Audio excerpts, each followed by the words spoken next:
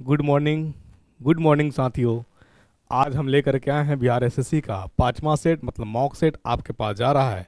Bihar SSC inter स्तरीय जो exam होने वाली है, मैं उसके लिए साइंस क्वेश्चन लेकर के आ रहा हूँ। फिजिक्स केमिस्ट्री बायोलॉजी कंप्लीट उसी पैटर्न पे एग्ज़ाम में जो प्रश्न आता है या प्रश्न आने की संभावनाएं हैं, इससे हट के कुछ भी नहीं रहेगा। आप लगातार प्रैक्टिस करिए। 30 क्वेश्चन का आपके पास सेट जाता है, लगातार वे में जा रहा है। टाइमिंग है 11:30 बजे। ठीक है, ज्ञान घर से जुड़े रहिए। ज्ञान घर आपकी बेहतर कल के लिए कामना करता है, भगवान से प्रार्थना करता है कि आप कामयाब हो जाए। इंटर स्तरीय की एग्ज़ाम होने वाली है, उसमें जी जान लगा दीजिए, पूरा एफर्ट लगा दीजिए। साइंस के टेंशन मत लीजिए। जो मैं सेट करा रहा हूँ इसको रेगुलर वे में देखिए, ये एनफ है आपके लिए।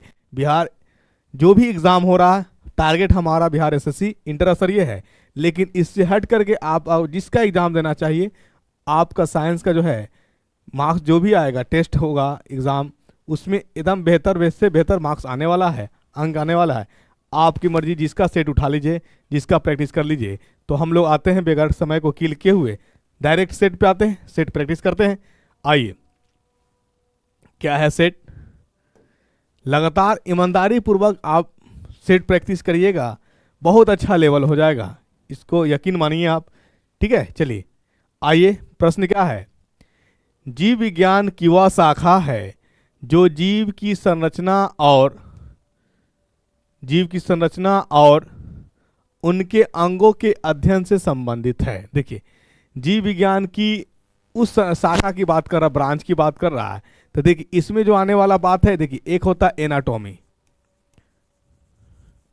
और एक होता है मॉर्फोलॉजी, ये एक होता फिजियोलॉजी, मानिए फिजियोलॉजी। ठीक है, जिसमें इंटरनली बनावट संरचना के बारे में किया जाता है, उसे हम लोग फिजियोलॉजी कहते हैं। ठीक, और एनाटॉमी बायोलॉजी का शाखा, वह ब्रांच है, बायोलॉजी का वह ब्रांच है जिसमें संरचना से संबंधित स्टडी किया जाता है। और संरचना यानी जीवित प्राणी के ही संरचना के बारे में स्टडी किया जाता है, उसे हम लोग एनाटॉमी कहते हैं, एनाटॉमी कहते हैं। तो इसी को हिंदी में कहा जाता है शरीर रचना विज्ञान। एनाटॉमी को हिंदी में क्या कहा जाता है? शरीर रचना विज्ञान। ये याद रखिएगा, एनाटॉमी इंग्लिश वर्ड है, हिंदी में से शरीर रचना विज्ञान कहा जाता है। एनाटॉमी पढ़ा क्या जाता है? एनाटॉमी में बायोलॉजी का वह ब्रांच यानी पार्ट्स है जिसमें शरीर के अंग के स्ट्रक्चर, ऑर्गन और उसके संरचना के बारे में अध्ययन किया जाता है। इसी को हम लोग कहते हैं एनाटॉमी। क्या कहते हैं? एनाटॉमी मतलब शरीर रचना विज्ञान के नाम से जाना जाता है। तो करेक्ट आंसर क्या हो जाएगा आपका? A number is the correct answer. ठीक है, कवक विज्ञान, देखिए ये लगा हुआ है क्या, फंगी के बारे में स्टडी कहना ना, फाइकोलॉजी जिसको कहते हैं, फाइकोलॉजी मतलब कवक विज्ञान, क्रोनोबायोलॉजी पारिस्थितिकी विज्ञान, ये इकोलॉजी से रिलेटेड है, संबंधित है। ये सब टर्म समझते जाइएगा। अगर आपसे पूछा जाए कि परिस्थितिकी के बारे में अध्ययन करना क्या कहलाता है, तो उसी को कहा जाता है परिस्थितिकी विज्ञान कहा जाता है। विज्ञान लिया है यहाँ से, किससे लिया गया है? इकोलॉजी, लॉजी स्टडी से लिया है। लॉजी मतलब स्टडी होता है। ठीक है, चलिए ये टर्म को आप समझते जाइएगा। आइए अगला प्रश्न पे आते हैं हम लोग। अगला प्रश्न आपके पास क्या है, देखिए, लाइपेज नामक एंजाइम शरीर के किस अंग द्वारा बनाया जाता है? तो देखिए, लाइपेज जो है एंजाइम है जो पैंक्रियास सिक्रीट करता है। कौन करता है? अमाशय, जिसको हम लोग अग्नाशय कहते हैं। क्या कहते हैं? हिंदी में बात करेंगे तो इसको कहेंगे अग्नाशय। ठीक है, अग्नाशय रिलीज करता है। कौन सा? Bile juice. बाइल जूस हो, लाइपेज, सॉरी बाइल जूस नहीं कहे, लाइपेज कह ले। क्या है? लाइपेज। लाइपेज ये एंजाइम है, करता क्या है? ये करता है वसा को तोड़ता है। क्या करता है? वसा को तोड़ता है। किसमें? वसीय अम्ल, वसीय अम्ल और प्लस ग्लिसरॉल में, ग्लिसरॉल में। ठीक है, ये याद रखिएगा। फैट का टूटना कहलाता है, फैट का टूटना कहलाता है इमल्सिफिकेशन। क्या कहलाता है? इमल्सिफिकेशन कहलाता है। हिंदी में भी वही कहा जाता है, इंग्लिश में भी वही कहा जाता है।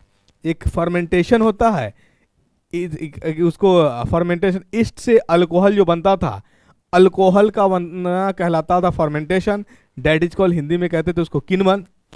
और वसा का टूटना कहलाता था इमल्सिफिकेशन। क्या कहलाता है?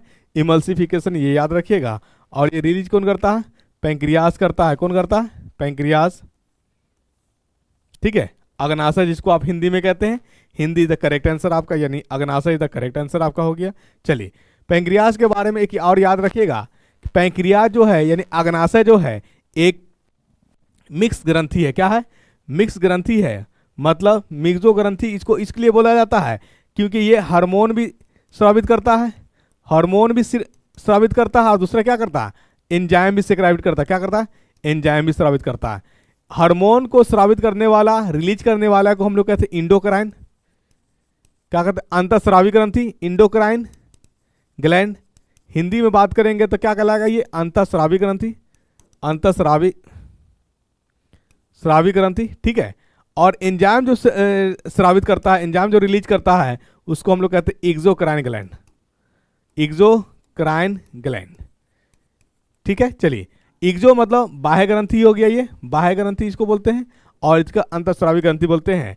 तो जो अंतःस्रावी है मतलब इंडो है वो हार्मोन सेक्रेट करता है, और जो एक्सो है वो एंजाइम सेक्रेट करता है। ये बात याद रखिएगा, मुख्य बातें हैं। चलिए, इसको मिक्सो ग्लैंड के नाम से जाना जाता है। किस नाम से? Myxo gland. क्यों? क्योंकि ये पैंक्रियाज यानी एंजाइम भी सिक्रीट करता है और हार्मोन भी सिक्रीट करता है, इसीलिए इसको मिक्सो ग्लैंड के नाम से जाना जाता है, मिक्सो ग्रंथि के नाम से जाना जाता है। राइट, चलिए आइए अगला प्रश्न पे आते हैं हम लोग। अगला प्रश्न है, माइटोकॉन्ड्रिया शब्द किसने बनाया था? तो माइटोकॉन्ड्रिया शब्द कार्ल बेंडा ने बनाया था। कार्ल बेंडा ने बनाया था। चलिए, हमारे शरीर यानी सबसे पहले पूछा जाए कि माइटोकॉन्ड्रिया, तो माइटोकॉन्ड्रिया का जो है कोशिका का शक्ति के नाम से भी जाना जाता है। कोशिका का शक्ति के नाम से भी जाना जाता है। ठीक है, power house of the cell. यहीं पे एनर्जी बनता है, ऊर्जा बनता है। किस फॉर्म में? एटीपी के फॉर्म में। एटीपी को कहा जाता है ऊर्जा का करेंसी। क्या कहा जाता? अरे यार, ऊर्जा का करेंसी कहा जाता है, ऊर्जा का करेंसी। ठीक है, याद रखिएगा। चलिए, दूसरी बात ये क्या कि कोशिका के जो माइटोकॉन्ड्रिया है इसके पास अपना डीएनए होता है, अपना डीएनए होता है। दूसरा ये दुई झिल्ली वाला होता है, दोहरी डबल मेम्ब्रेनस होता है इसके पास। क्या होता है? डबल मेम्ब्रेन होता है। आकार के पास 3 इसके पास स्टेप होता है। क्या होता है? 3 तरह के होता है, यानी इनर, आउटर और मिडिल लेयर। 3 लेयर होते हैं, इनर, आउटर और मिडिल लेयर। मिडिल लेयर में ही आपका डीएनए पाया जाता है। ये सब जो अगर क्वेश्चन बने, अगर इससे संबंधित तो क्वेश्चन बनाया जा सकता है, ढेरों सारे क्वेश्चन बनाया जा सकता है, लेकिन मुख्य क्वेश्चन जो आएगा माइटोकॉन्ड्रिया से, एक आएगा कि कोशिका की शक्ति किसको कहा जाता है? माइटोकॉन्ड्रिया। एटीपी कहाँ बनता है? माइटोकॉन्ड्रिया बनाता है। एटीपी को किस नाम से जाना जाता है? एटीपी को करेंसी ऑफ सेल के नाम से जाना जाता है। ठीक है, तो ये याद रखिएगा। पूछा जाएगा कि माइटोकॉन्ड्रिया में कितने मेम्ब्रेनस होते हैं? 2 मेम्ब्रेनस होते हैं। ठीक है, माइटोकॉन्ड्रिया के पास अपना डीएनए होता है या नहीं होता? अपना डीएनए होता है। ये जो होता है यूकैरियोटिक, जिसमें ट्रू सेल होता है, यानी न्यूक्लियस का केंद्रक वेल डेवलप्ड होगा, उसी में माइटोकॉन्ड्रिया पाया जाता है। चलिए, तो ये सारी चीज़ें याद रखिए, सिर्फ सुन लीजिएगा तो आंसर काम बन जाएगा आपका। इसका याद देख लीजिए क्या कहता है। एंटोनी वॉन लीवनहुक, ये माइक्रो ऑर्गेनिजम्स की बात किया था, सूक्ष्म जीव की बात किया था। ठीक है, जेई सॉल्व के जो है ये बनाया था टीका। किसका टीका बनाया था? ये याद रखिएगा, टीका बनाया था पोलियो का। किसका बना है? पोलियो का टीका बनाया है। ठीक है, चलिए, चार्ल्स लेब्रॉन जो है, चार्ल्स लेब्रॉन ये बनाया था पैरासाइटिक प्रोटोजोआ, कुछ ऐसा है, यानी परजीवी प्रोटोजोआ के बारे में बताया था इसने। परजीवी प्रोटोजोआ के बारे में बताया था। प्रोटोजोआ, परजीवी प्रोटोजोआ के बारे में कौन बताया था? ये आपका चार्ल्स लेब्रॉन ने बताया था। परजीवी मतलब पैरासाइट, प्रोटोजोआ। ठीक है, चलिए, तो आई होप कि यहाँ तक क्लियर हुआ होगा। आते आगे हम लोग बात कर लेते हैं। जो भी संभावित प्रश्न बनने की मैं वो सारी चीजें आपको बताते चलता हूँ। चलिए देखिए तो क्या है अगला प्रश्न। निम्नलिखित में से सामान्यतः किस पोषक तत्व लिखे, पोषक तत्व की कमी के कारण घेंघा रोग हो जाता है? तो ये घेंघा रोग समझिए, ये घेंघा रोग जो है ये थायराइड ग्रंथि से संबंधित है। ठीक है, थायराइड से, और ये इसी थायराइड को मेंटेन करने के लिए आयोडीन आवश्यकता होता है। ये एक हार्मोन रिलीज करता है, इसका नाम है थायरॉक्सिन। क्या नाम है? Thyroxine hormone. और थायरॉक्सिन में क्या पाया जाता है? I3 मतलब आयोडीन आयोडीन पाया जाता है। तो इससे ये पता चल गया कि घेंगा रोग जो है ये थायराइड ग्लैंड से संबंधित है, और थायराइड एक हार्मोन सिक्रीट करता है, इसका नाम क्या है, थायरॉक्सिन। और उस थायरॉक्सिन में कौन सा एलिमेंट होता है, तो आयोडीन होता है। इसका मतलब घेंगा रोग जो होगा किसकी कमी से होगा, आयोडीन की कमी से होगी। आंसर क्या हो जाएगा इसका, आंसर हो जाएगा D number is the correct answer. ठीक है, चलिए तो सारी चीजें आप एकदम नोट करते हुए चलिएगा, सुन लीजिएगा तो याद हो जाएगा। आइए अगला प्रश्न पे आते हैं हम लोग।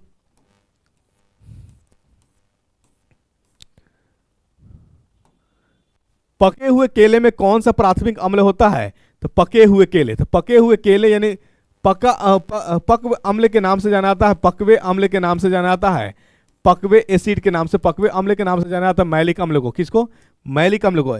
इसी को हम लोग पकवे अम्ल के यानी राइपेन एसिड के नाम से किसको जानते हैं हम लोग, मैलिक अम्ल को। किसको, मैलिक अम्ल को, ये याद रखिएगा, मैलिक एसिड को जानते हैं। दूसरी बात आपसे ये पूछा जा सकता है कि ये पके हुए केला में मैलिक एसिड है, तो फिर कच्चा केला में क्या पाया जाता है, कौन सा एसिड पाया जाता है, तो याद रखिएगा कच्चा केला में जो है, कच्चा केला में टार्टरिक एसिड पाया जाता है। किसमें कौन सा एसिड पाया जाता है, टार्टरिक एसिड पाया जाता है, टार्टरिक अम्ल पाया जाता है, टार्टरिक अम्ल। तो कच्चा केला हो गया, आपका अंगूर हो गया, कच्चा केला हो गया, आपका अंगूर हो गया, उस इमली हो गया, इसमें टार्टरिक एसिड पाया जाता है। केला, अंगूर और इमली टार्टरिक एसिड पाया जाता है, याद रखिएगा। ठीक है, सुन लीजिएगा, आपका कल्याण हो जाएगा। साइंस में कहीं से कोई प्रश्न फंसने वाला नहीं है, आपको एकदम डायरेक्ट क्वेश्चन देखने को मिलेगा और डायरेक्ट आंसर करिएगा। बस शर्त है ईमानदारी से आप कितने बार वीडियो को देख रहे हैं और कितना अच्छे से देख रहे हैं। ठीक है, ये डिपेंड करता है। कंटेंट, हम तो कंटेंट आपको दे सकते हैं, क्वेश्चन दे सकते हैं, क्वेश्चन वैसा क्वेश्चन जो एग्जाम में पूछने की संभावना है या कहीं ना कहीं किसी न किसी एग्जाम में पूछ चुकी है, मैं उस तरह के प्रश्न रखने का प्रयास करता हूं। लेकिन थोड़ी तो ईमानदारी आपको भी बरतनी पड़ेगी ना मित्र। ठीक है, चलिए, सिर्फ हम अकेले मेहनत करेंगे तो ये काम नहीं बनेगा, आपको भी थोड़ी मेरे साथ मेहनत करना पड़ेगा, साथ देना पड़ेगा। चलिए ठीक है, ये लिख लिया आप। यानी यानी पकवे अम्ल हमको किसको बोलते हैं हम लोग, मैलिक एसिड को बोलते हैं। अगर वही कहा जाता है कि कच्चा केला में कौन सा एसिड, तो टार्टरिक एसिड, ये याद रखिएगा। अंगूर में कौन सा एसिड, टार्टरिक एसिड। और किसमें, इमली में कौन सा एसिड, टार्टरिक एसिड। चलिए अगला प्रश्न क्या है, soma protein. No, soma protein कुछ नहीं है, सोमाटोट्रोपिन कहलाता है, सोमाटोट्रोपिन होता है, ट्रोपिन, सोमाटोट्रोपिन। ये जो है कि दूसरा नाम है, क्या दूसरा नाम क्या है, सोमाटोट्रोपिन को बोला जाता है। ये देखिए, सोमा जहां से लगे, सोमा लगा मतलब शरीर से संबंधित है, सोमा का मतलब शरीर से संबंधित, जहां पे शरीर का विकास होता है। तो शरीर के विकास के लिए कौन सा हार्मोन चाहिए, शरीर के विकास के लिए कौन सा हार्मोन, ग्रोथ, आपको पता होगा ग्रोथ हार्मोन चाहिए, वृद्धि हार्मोन चाहिए। क्या चाहिए, ग्रोथ हार्मोन चाहिए। देखिए मैं डायरेक्ट आंसर नहीं कर रहा हूं, मैं आपको कंसेप्ट पे लाने की कोशिश कर रहा हूं। सोमा जहां लिखा रहेगा मतलब शरीर से संबंधित है। ठीक है, ट्रोपिन मतलब विकास होगा, तो शरीर के विकास मतलब डेवलपमेंट, ग्रोथ होगा। ग्रोथ के लिए कौन सा हार्मोन चाहिए, तो ग्रोथ के लिए ग्रोथ वृद्धि हार्मोन नाम ही है, वृद्धि हार्मोन चाहिए। इसका मतलब सोमाटोट्रोपिन जो होता है ये संबंधित है, इसका दूसरा नाम क्या है, ग्रोथ हार्मोन, वृद्धि हार्मोन के नाम से जाना जाता है। ठीक है, वृद्धि हार्मोन के नाम से जाना जाता है। आइए अगला प्रश्न पे।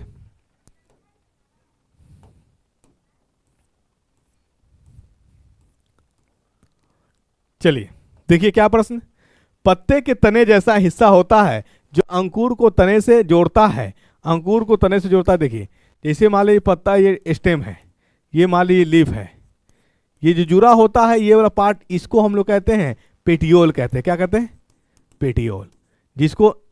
जिसको हिंदी में अगर हम बात करेंगे डंठल के नाम से जाना है, जो जुड़ा होता है, अटैच होता है स्टेम से, ये इसको हम लोग पेटियोल कहते हैं, डंठल कहते हैं।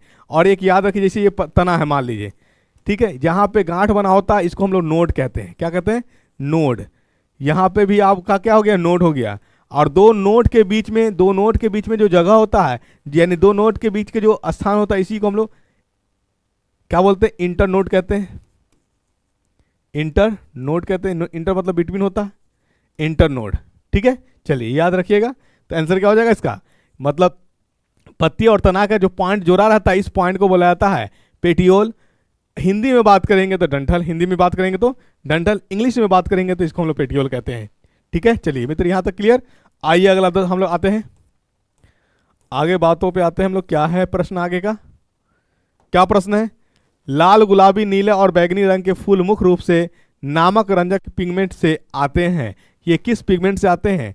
तो हमने बताया था कि प्लास्टिड जो होता है, क्रोमोप्लास्ट होता है, क्लोरोप्लास्ट होता है और लीकोप्लास्ट होता है। क्रोमो मतलब रंग रखने वाला, लीको मतलब रंगहीन, रंग नहीं होता है, क्लोरो मतलब कलर यानी ग्रीन कलर रखेगा, क्लोरोफिल रखेगा। तो ये नाम था उसका। चलिए अब उसी में आपका देखिए, क्रोमो का ही नाम नहीं है, क्रोमो का ही अनदर नेम होता है एंथोसायनिन, नींस नहीं होता है, एंथोसायनिन होता है, नींस नहीं होता। ठीक है, क्रोमो प्लास्टिड का 3 बेटा कौन कौन? क्रोमोप्लास्ट, क्लोरोप्लास्ट और लीकोप्लास्ट। लीको जो होता है वाइट होता है, ये स्टोरेज का काम करता है, चाहे फल हो या तेल वगैरह हो। ठीक है, आप देखेंगे स्टोरेज पार्ट जो होता है, स्टोरेज पार्ट ही होता है जो हमारा काम करता है, लीकोप्लास्ट स्टोर करने का काम। क्लोरोप्लास्ट होता है ओनली ग्रीन कलर प्रोवाइड करता है, क्लोरोफिल। क्रोमोप्लास्ट ग्रीन कलर का छोड़कर जितना कलर होता है सब प्रोवाइड करने वाला होता है क्रोमोप्लास्ट, और उसी का नाम है एंथोसायनिन। क्या नाम है? एंथोसायनिन। तो आपसे पूछा है गुलाबी, लाल, नीला, बैंगनी रंग जो होता है, ये मुख्य फूल के जो भाग है किस भाग से है? एंथोसायनिन। पौधा में पाए प्लास्टिड का 3 भाग है, फूल की बात किया है तो फूल में जो आ गया हमारे पास एंथोसायनिन क्या आ गया है? अगर पौधा में पूछा जाता कि रंग बिरंगा पौधा में किस पार्ट से आता है, प्लास्टिड के किस भाग से, तो प्लास्टिड के क्रोमोप्लास्ट के भाग से आता है। फूलों में बात करेंगे तो फूलों में आता है एंथोसायनिन नाम से है, एंथोसायनिन। क्या नाम है? एंथोसायनिन। ठीक है, चलिए याद रखिएगा। आइए अगला प्रश्न पे आते हैं हम लोग। अगला प्रश्न है आपका, मानव शरीर में पाचन तंत्र का सबसे लंबा हिस्सा कौन सा होता है? तो मैंने, जी हाँ साथियों, आपको मैंने बताया था कि स्मॉल इंटेस्टाइन जो होता है, छोटी आंत सबसे लंबी होती है, लेकिन फिर भी यानी छोटी आंत सबसे लंबी होने के बावजूद भी इसे छोटी क्यों बोला गया? तो एक ही इसका क्या कहते हैं, एक ही इसका आंसर आएगा। क्या आंसर आएगा? क्योंकि इसमें जो होता है व्यास होता है, व्यास। जैसे ये देखिए, मान लीजिए इसमें ये है आपका छोटी आंत का डायमीटर इस तरह से, तो ये है ना व्यास डायमीटर, ये कम होता है विथ रेस्पेक्ट टू किसके? लार्ज इंटेस्टाइन के रेस्पेक्ट में इसका जो डायमीटर होता है ज़्यादा होता है। लार्ज इंटेस्टाइन में व्यास क्या होता है? ज़्यादा होता है। और स्मॉल इंटेस्टाइन में हिंदी में बात करें तो छोटी आंत में जो व्यास होता है वो कम होता है, किसके रेस्पेक्ट में? बड़ी आंत में व्यास ज़्यादा होता है, लेकिन साइज में क्या होता है? छोटा होता है। और ये स्मॉल इंटेस्टाइन का जो होता है, छोटी आंत का जो होता है, छोटी आंत का होता है व्यास जो होता है कम होता है, लेकिन लंबाई क्या होता है? ज़्यादा होता है। तो आंसर क्या हो जाएगा इसका? मानव शरीर में पाचन तंत्र की सबसे लंबी हिस्सा कौन सा है? तो छोटी आंत है, स्मॉल इंटेस्टाइन है। और यही भाग है, स्मॉल इंटेस्टाइन ही है जहाँ सबसे ज़्यादा पाचन होता है। क्या होता है? सबसे ज़्यादा अगर पूछा जाए आपसे कि पाचन कहाँ होता है, तो सबसे ज़्यादा पाचन स्मॉल इंटेस्टाइन छोटी आंत में होता है, ये याद रखिएगा। ठीक है, चलिए और कुछ यहाँ पे मुख्य बातें, यहाँ पे रिसीव करता है, क्या क्या रिसीव करता है? लाइपेज जो पैंक्रियास से क्रिएट किया, बाइल जूस, ठीक है, और जठर रस, पैंक्रेटिक जूस, ये रिसीव करता है यही। ठीक है ना। बाइल जूस कौन सीक्रेट करता है? बाइल जूस लीवर सीक्रेट करता है। लाइपेज कौन करता है? पैंक्रियास करता है। और ये दोनों मिलकर के फैट वसा का जो है, वसा का तोड़ने का काम करता है। और वसा का टूटना सबसे अंतिम में जो पचता है वसा ही पचता है, और वसा का टूटना ही कहलाएगा कंप्लीट डाइजेशन।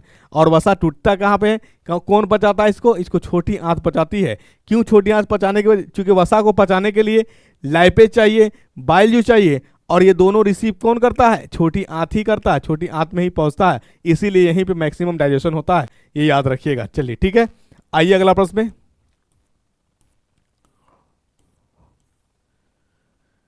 क्या प्रश्न? निम्नलिखित में से कौन सा पौधा ब्रायोफाइटा है? देखिए हमने कहा ब्रायोफाइटा जो पौधा होता है इसके पास ना ही रूट सिस्टम होता है, नहीं शूट सिस्टम होता है, नहीं पत्ती होता है, नहीं जड़ होता है, नहीं पत्ती नहीं जड़, इसीलिए इसके पास नो वैस्कुलर सिस्टम होता है। वैस्कुलर मतलब समझते हैं, वैसा प्लांट जिसमें जाइलम और फ्लोएम यानी जाइलम उत्तक और फ्लोएम उत्तक पाया जाए उसी को हम लोग कहते हैं वैस्कुलर बंडल। और इसमें ना ही पत्ती है और नहीं तना है, तो इसमें वैस्कुलर बंडल नहीं पाया जाएगा, इसलिए कहा जाता है नो वैस्कुलर बंडल। इसमें यानी नो वैस्कुलर बंडल इसमें उपस्थित नहीं होगा, नहीं रूट होता और नहीं सूट होता। तो आपने देखा होगा काई, क्या देखा होगा?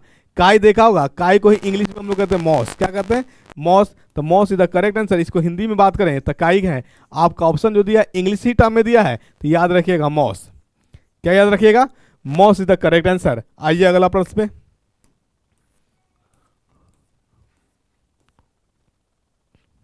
देखिए, निम्नलिखित में से कौन सी बीमारी वायरस के कारण होती है? कौन सी बीमारी है वायरस के कारण होती है? तो यह याद रखिए, खसरा को हम लोग मेजल्स कहते हैं। मतलब ये जो है खसरा जो है ये वायरस से होने वाला है। खसरा किससे होने वाला है? वायरस से होने वाला है। बाकी आप टाइफाइड ये जीवाणु से होने वाला है। दाद जो है फंगी कवक से होने वाला है। और हैजा भी कवक से, यानी जो है क्या कहते हैं, ये जो है कोलरा ये बैक्टीरिया से होने वाला है, प्रोटोजोआ से नहीं कहेंगे।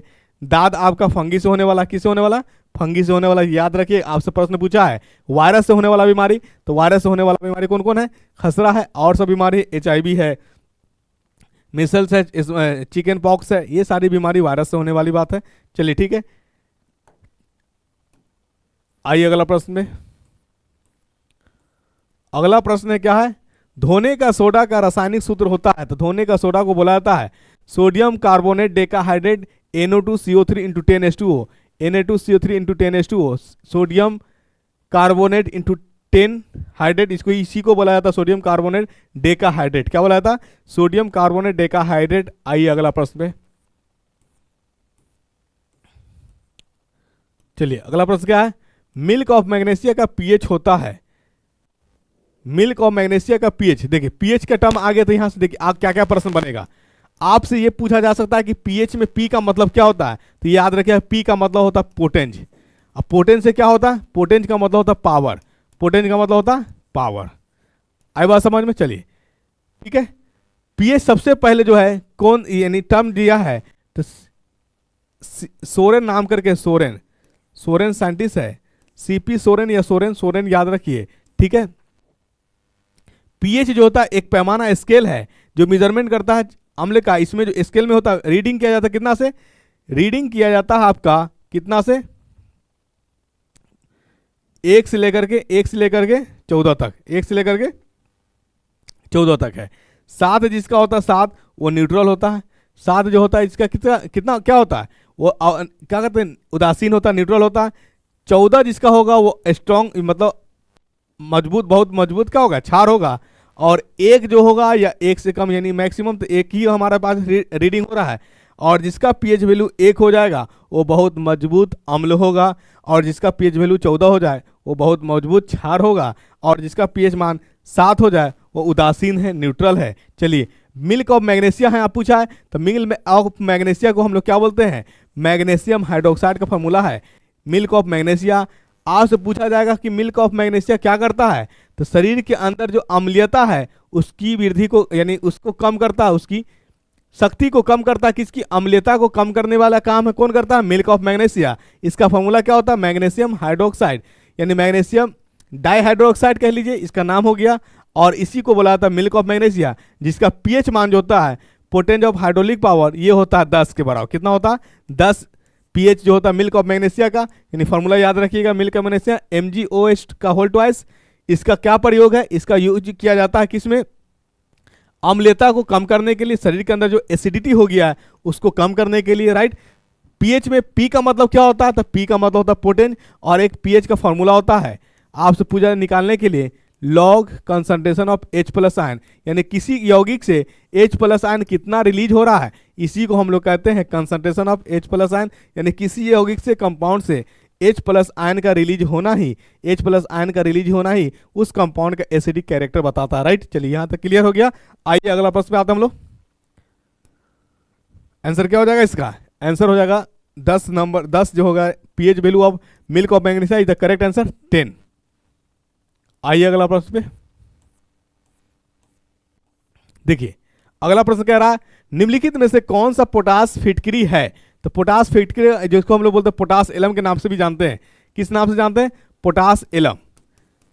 ठीक है, इसका जो फॉर्मूला होता है K2SO4 इंटू L2SO4 का होल थ्राइस, L2SO4 का होल थ्राइस इंटू 2N4H2O, इसी को बोला जाता है पोटास एलम फिटकरी कह लीजिए, पोटास एलम कह लीजिए। मतलब पोटेशियम सल्फेट, एल्युमिनियम सल्फेट और 24H2O that is called potash alum. और पोटासियम। आंसर क्या हो जाएगा?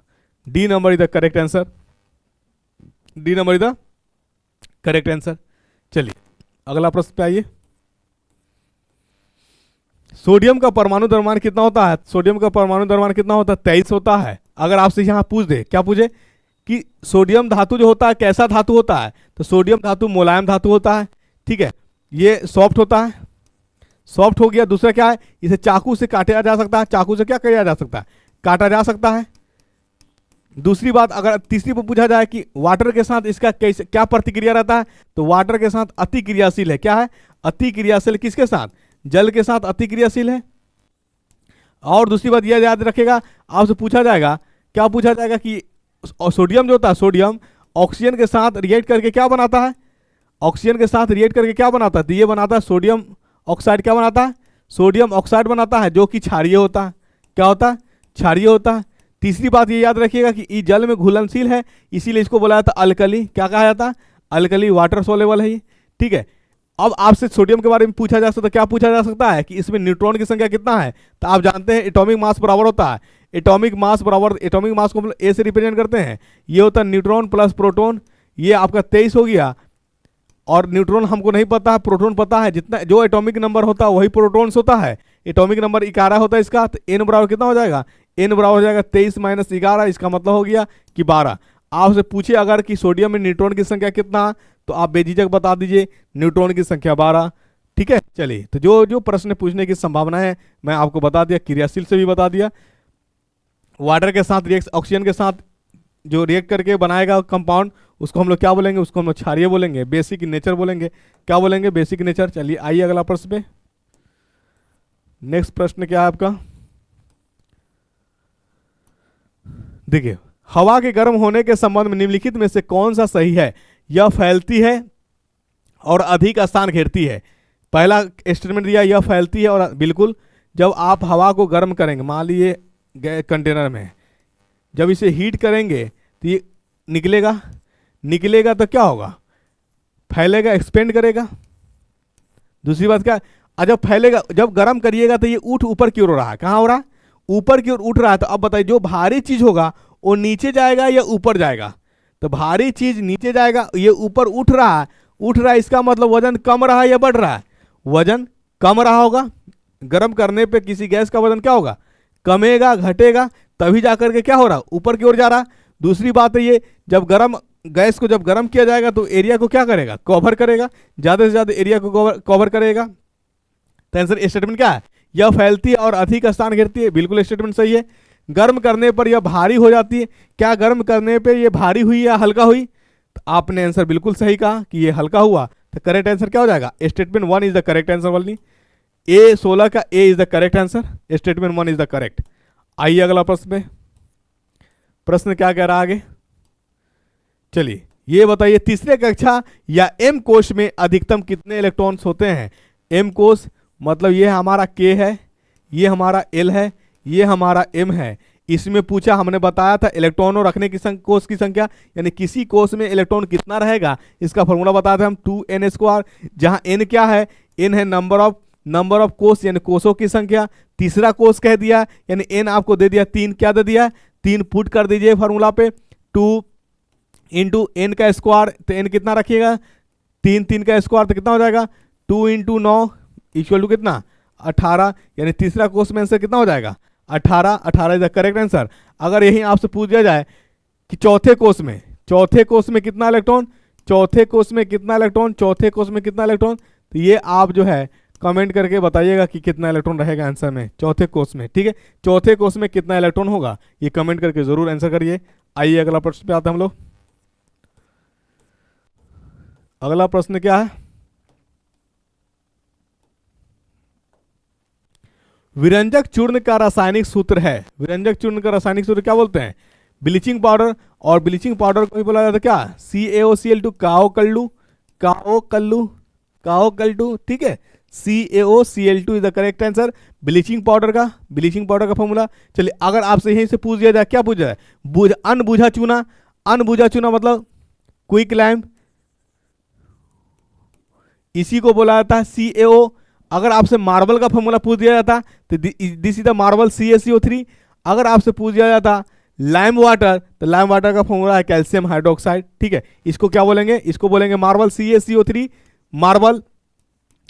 कैल्शियम हाइड्रोक्साइड इसको बोले हम लोग क्या क्या बोलेंगे, लाइम वाटर या स्लैक्ट लाइम, लाइम वाटर, चूना पानी या स्लैक्ट लाइम, ठीक है। चलिए, और इसको क्या बोले आप, क्विक लाइम बोल दिए, अनबुझा चूना। आपसे पूछा विरंजक चूर्ण, उसका फॉर्मूला देख लीजिए, CaOCl2 is the correct answer. आइए अगला प्रश्न।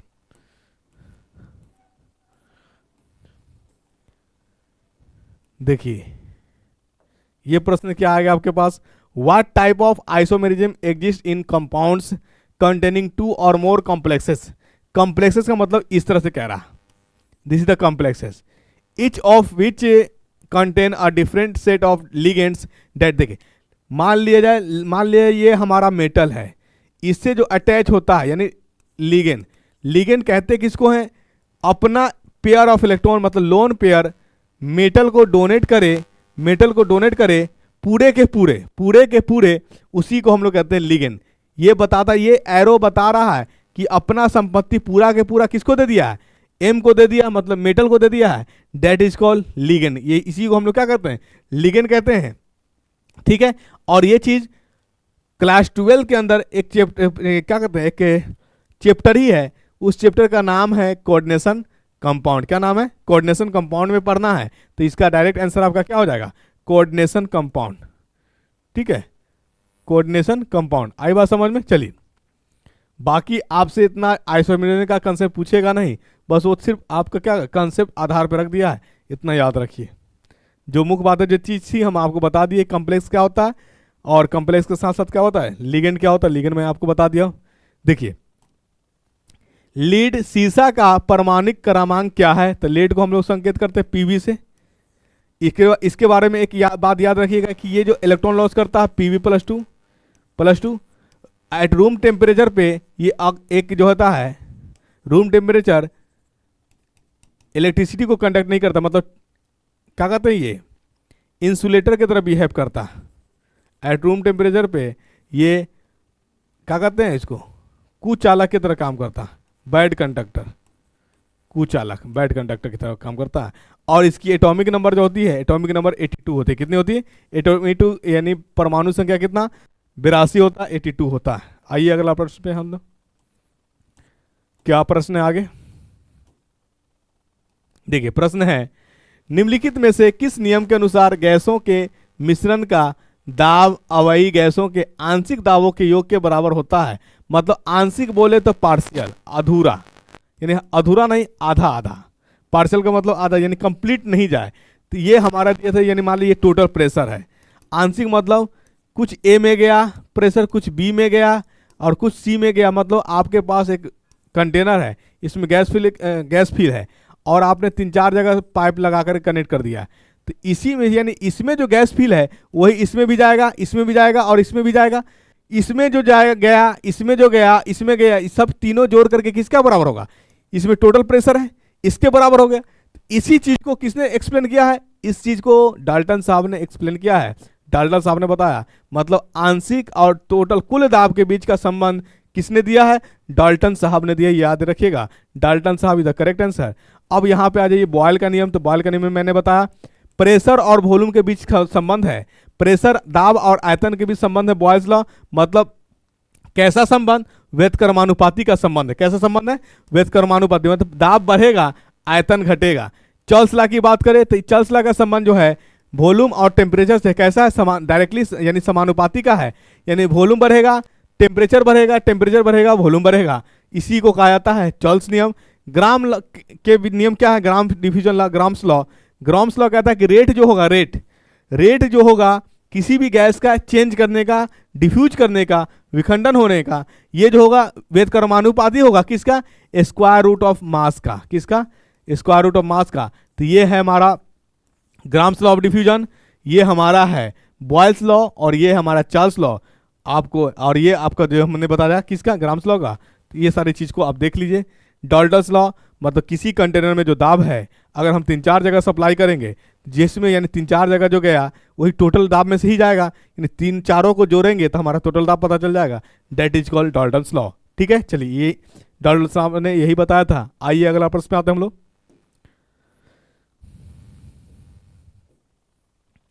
अगला प्रश्न है आपका क्या है, किसी वस्तु का द्रव्यमान और उत्पन्न त्वरण का गुणनफल उस पर लगने वाले बल के बराबर होता है। बल लिखा गया बल के यानी बल जो होता है बल बराबर, देखिए बल बराबर होता है त्वरण गुने द्रव्यमान।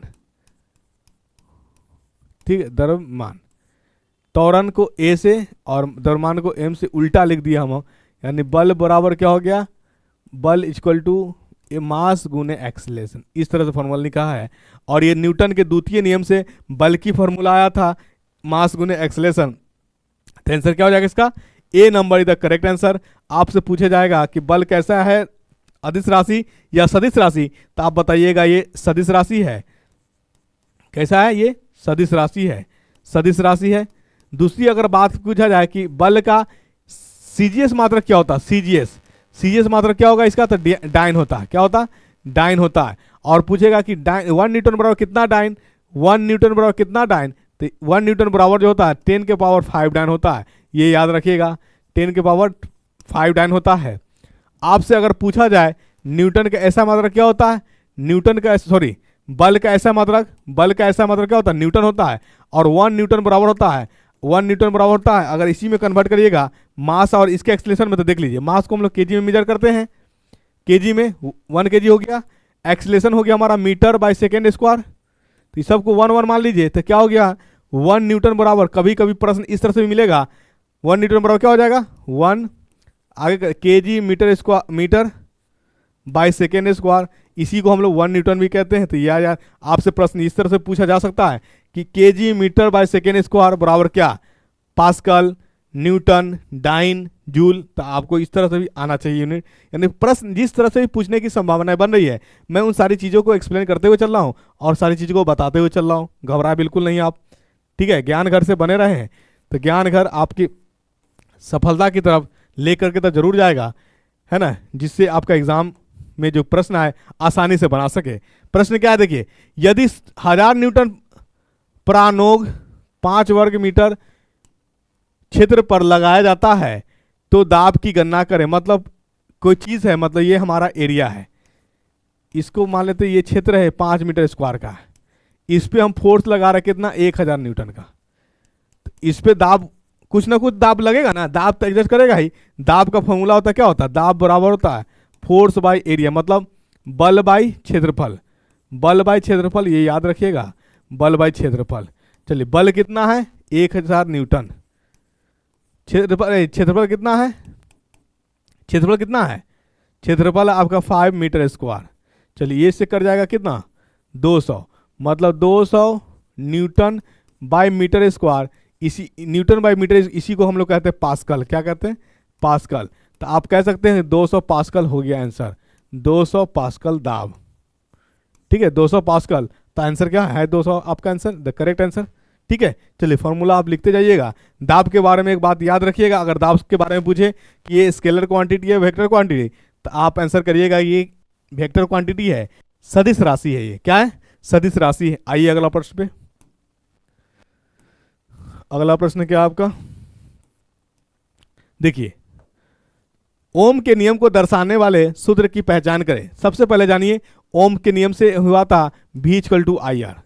ओम के नियम से क्या था, यानी V को हम लोग बोलते हैं विभवांतर, क्या बोलते हैं विभवांतर बोलते हैं। I को क्या बोलते हैं, I को बोलते हैं धारा current.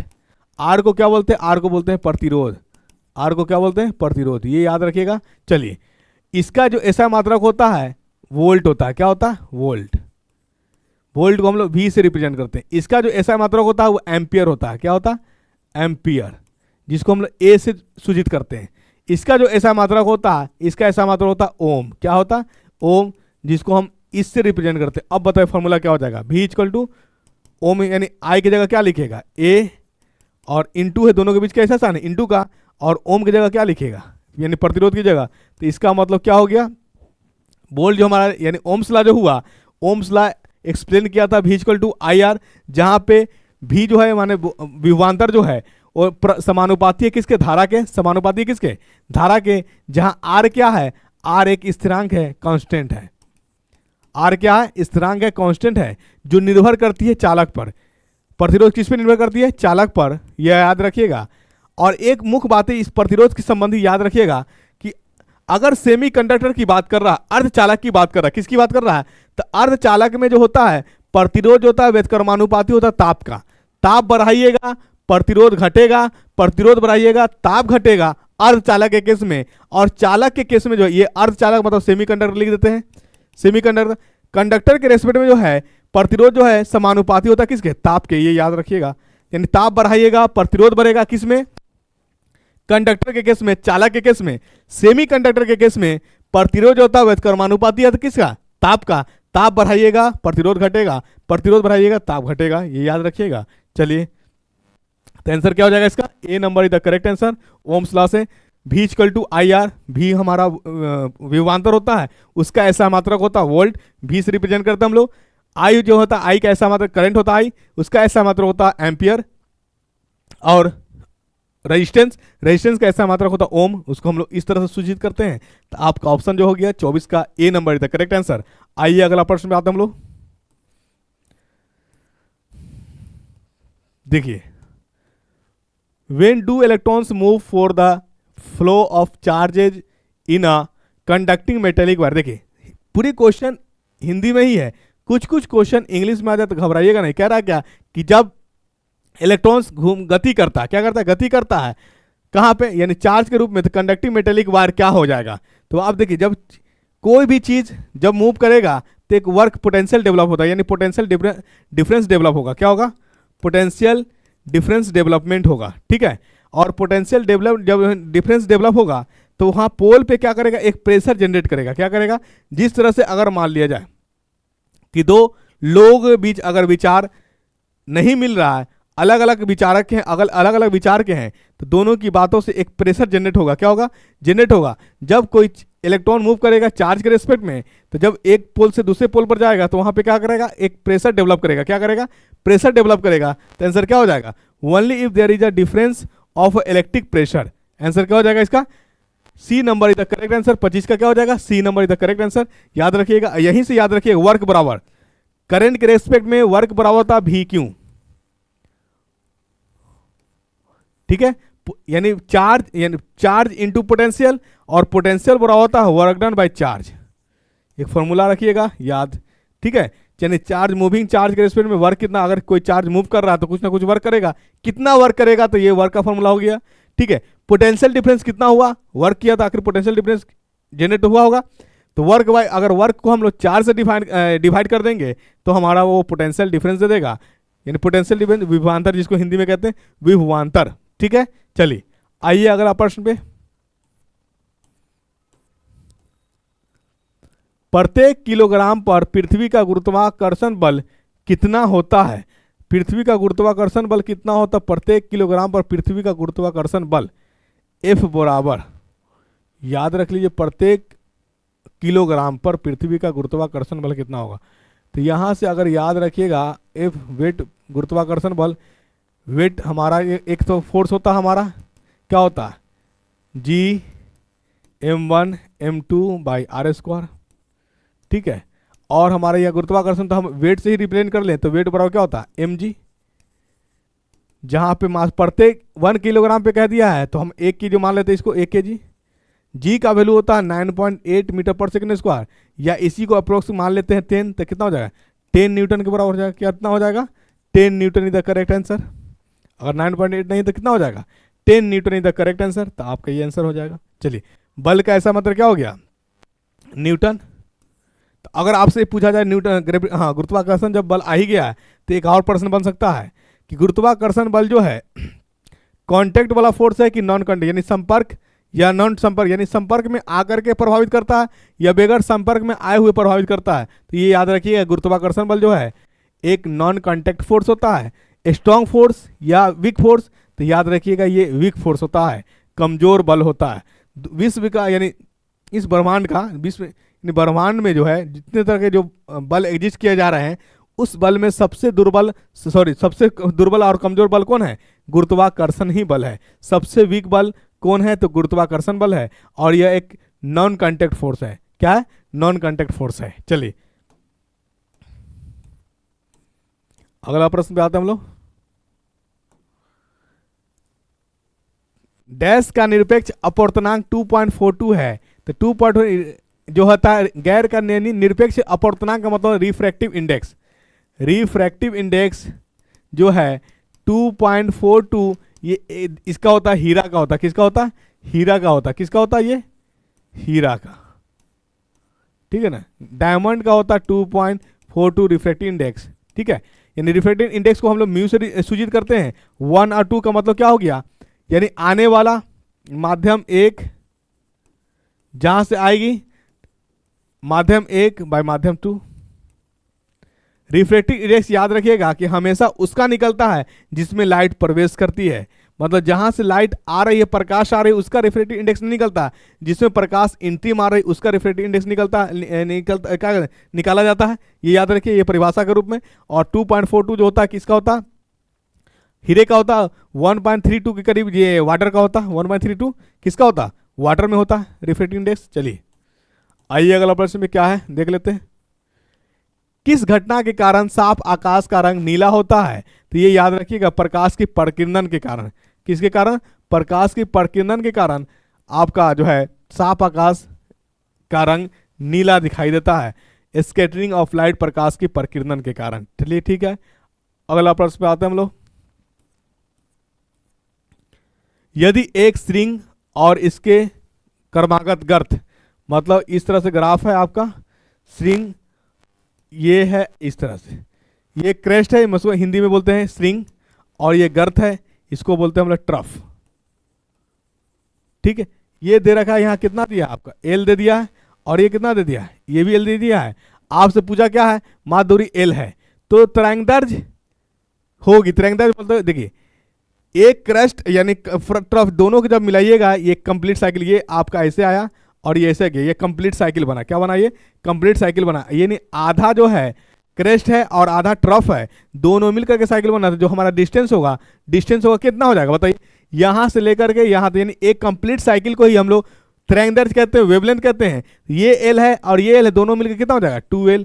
2L is the correct answer. Lambda यानी तरंगदैर्घ्य वेवलेंथ जो होगा किसके बराबर होगा? 2L के बराबर होगा। यानी 29 का B number is the correct answer. B is the correct answer. आइए अगला प्रश्न पे आते हम लोग। अगला प्रश्न क्या है? Which of the following is one of the metals used in LED semiconductor technology. अब आगे बात एलईडी की, तो एलईडी का जो है फुल फॉर्म हमें लिख करके कमेंट में जरूर बताइएगा। और इसमें जो डाला जाता है गैलियम डाला जाता है। ये गैलियम एक सेमीकंडक्टर है, कार्बन फैमिली से आने वाला, इसकी याद रखिएगा, कार्बन फैमिली से बिलोंग करता है। ग्रुप जो है समूह, इसका ग्रुप जो है 14 ग्रुप है। और इसका जो है टीन और सिलिकॉन से मिलता जुलता नेचर है गैलियम। यानी गैलियम जो होता है टीन और सिलिकॉन के नेचर के बीच में होता है। गैलियम का एटॉमिक नंबर जो होता है, सॉरी गैलियम है, गैलियम का एटॉमिक नंबर कितना होता है? 32, ठीक है, 32 एटॉमिक नंबर होता है। ये जो होता है डी ब्लॉक एलिमेंट से, कौन सा एलिमेंट है? डी ब्लॉक एलिमेंट है, मतलब ट्रांजिशन। और इसको हम लोग कहेंगे, क्या कहेंगे? सेमीकंडक्टर, अर्धचालक। अर्धचालक के रूप में इसे इस्तेमाल किया जाता है बड़े पैमाना पे। और एलईडी का फुल फॉर्म आप मुझे कमेंट करके जरूर बताइएगा। तो आज का 30 क्वेश्चन का सेट का होता है कंप्लीट। आप लगातार ज्ञान घर से बने रहिए, आपका परफॉर्मेंस बहुत अच्छा होगा, बहुत अच्छा। जितना आप एक्सपेक्ट नहीं किए होंगे उससे कई गुना ज़्यादा अच्छा होगा, ठीक है। ज्ञान घर से बने रहिए। जिस भी परीक्षा यानी जिस तरह के भी परीक्षा आप देना चाहते हैं उस सभी के लिए आपका साइंस बहुत कारगर है, बहुत कारगर है। विश्वास करिए और ईमानदारी के साथ तैयारी में जुट जाइए। समय कम है, डेली क्या कहते हैं, डेली आपके पास जो साइंस का 30 सेट जा रहा है प्रैक्टिस के रूप में, आप उसे मारिए। 30 क्वेश्चन जा रहा है, स्पीड बढ़ा के देखिएगा, बहुत कम समय में ही सारा चीज़ हो जाएगा। आपके पास सारे ऑप्शन हैं, जिस तरह से चाहे आप इस्तेमाल करें, ठीक है। इस्तेमाल कर लीजिए, फिर पहले बाद में विश्वास करिएगा। जब एग्ज़ाम देने जाइएगा, एग्ज़ाम जब पेपर देखिएगा, अरे ये तो क्वेश्चन ज्ञान कराया था और हम लोग लाइट ले लिए थे, इग्नोर किए थे, तो बाद की पछतावा से बेहतर है कि कुछ करके पछताइए तो बेहतर होगा। Thank you so much.